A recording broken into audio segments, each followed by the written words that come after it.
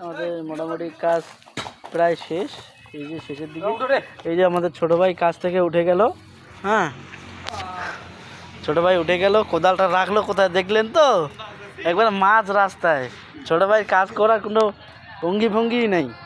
আর এই যে এখানে দুইজন কাজ করতেছে, দুটাই হাফ ব্র্যান্ডি, মানে কি বলবো, ধারণার বাইরে বলা কি জানে। এই যে কাজ করতেছে, এটা কাজ করার কোনো রং ঢং, এই যে বেলটাও ভালো করে মারতে পারছে না, আর আসছে কাজে।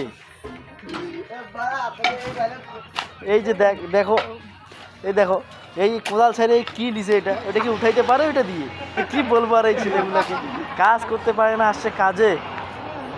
কিভাবে যে ঠিকাদার এদেরকে কাজে নেয়। ছোট ভাই,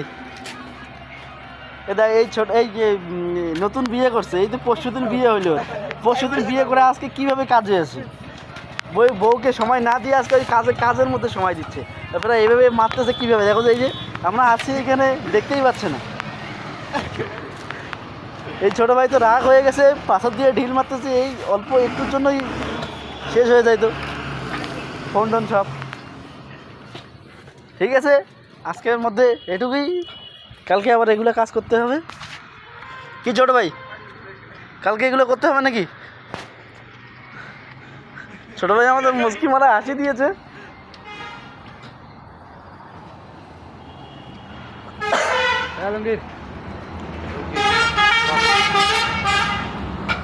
এদিকে আবার হাই রোডটা পাশেই আছে, এই যে গাড়ি সব সময় চলতেছে।